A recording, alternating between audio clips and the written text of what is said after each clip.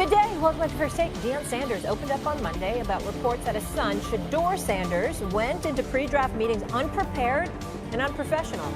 The Colorado head coach and former NFL star who coached his son through college said he was hurt by the reports around Shedeur's slide into the 5th round of the NFL draft to the Cleveland Browns. Here's Prime with one.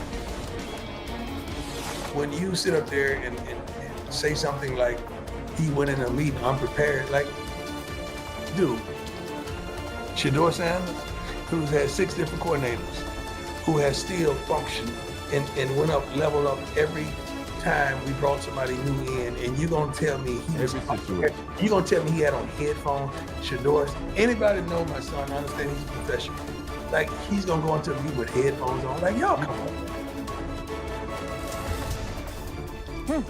All right, Booger McFarland joining the show. Boog, great to have you with us. And I want to start with you here. But what's your reaction to what Coach Prime just had to say? Well, I think it's the correct reaction. I think it's a coach, it's a father defending his son, understanding what he heard, understanding that the Sanders name has kind of been slandered, especially during the pre-draft process, and everybody's trying to figure out post-draft why Shedeur Sanders slid. Here's what I'll say, though. I think some of this stuff wasn't made up. I covered the draft for ESPN. I'm sitting on the desk. It's Shefty, it's Mel, it's me, it's Lewis.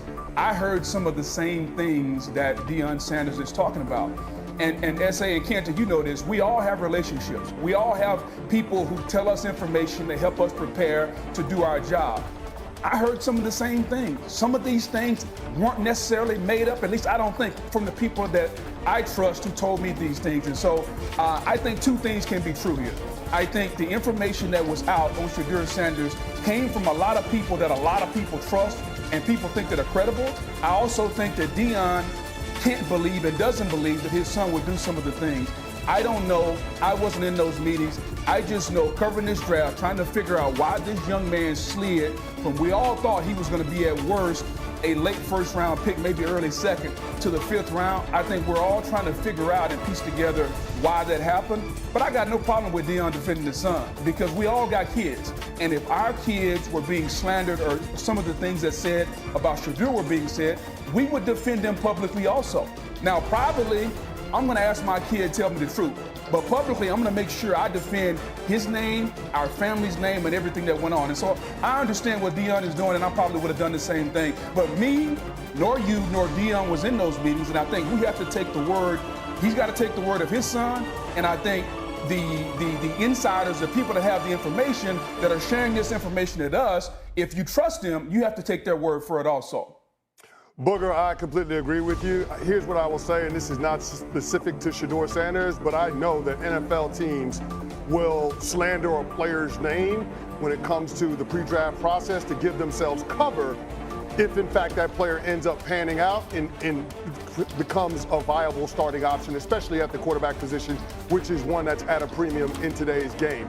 Now, if the reports on how Shedeur handled those meetings are true, then that would be counter to anything we've seen from Shedeur Sanders in terms of how he's conducted himself across a couple of different stops in college football from Jackson State to Colorado. And for somebody that's grown up in the limelight, you knew that being Deion Sanders' son is going to come along with a different degree of scrutiny. So, again, I'm not calling anybody out their name or calling anybody out a liar, but I would say it's hard for me to believe that he would be, quote, unprofessional when it comes to the biggest job interview of his career. I do believe a part of why he slid in the draft is because NFL executives, coaches alike, have tried to assign personality traits to Shedeur that they saw in Deion as a player. We can't get past Deion Sanders and the combine interview or the interview that didn't happen with the New York Giants where he asked them where they were going to draft and he said they're going to be picking too late, so he blew off the interview. There are certain things in terms of how Deion conducted himself as a player that people are trying to assign from a personality standpoint to Shedeur Sanders, and I think that's incredibly unfair to the young man. Let's go a little deeper. You guys, champions, you guys both played in the National Football League. Let's get personal. You know Deion Sanders now. Has anybody ever been in a position say that Deion Sanders was lying. Ever. We've all talked about him for years. Have you run across anybody that said Deion Sanders said one thing to your face and said something else behind your back? That's not who that man is. And so when he comes out and he says something about his son, there is no question he has spoken to his son. There is no question that Deion Sanders prepped his son for those interviews. There is no question. I mean, the brother threw for over 4,000 yards, 37 touchdowns, 10 interceptions, okay? Completed 74% of his passes, so we knew he could play. 5 quarterbacks were taken ahead of him. We entered after the season was over, and I know there's a window where you get to evaluate these guys once the NFL season is over, and you can lock in and zero in and stuff like that. Even though with a multi-billion-dollar establishment, it's hard for me to imagine that you can't have guys that are specifically designated to do evaluation while the rest of the team is preparing, for the playoffs and beyond, stuff like that. But that's neither here nor there. Cam Ward, Jackson Dart, Tyler Shaw, Jalen Milroe, Dylan Gabriel, all picked before Shedeur Sanders. He was projected to be a first-round pick. He was drafted 144th overall in the 5th round. 5 quarterbacks were taken ahead of him. We all know this was about Deion. Now we have to get to what the real crux of the situation is. Deion, as I told y'all, was devastated. When I came on the airwaves and talked about how devastated he was, and Molly knows this, I had not spoken to him at the time. I've spoken to him since because he called me to thank me for being accurate on what I was saying about the level of devastation that he had felt. Because it was a painstakingly thing for him to watch his son plummet, knowing it wasn't because of his ability, it was because of his pedigree, who his daddy was, and what you had people out there feeling about Prime and the potential influence he would have on his son. So if my son comes on this particular team, if this team drafts him, we might have to deal with Deion. Because if Deion ain't satisfied with how we're doing, who knows?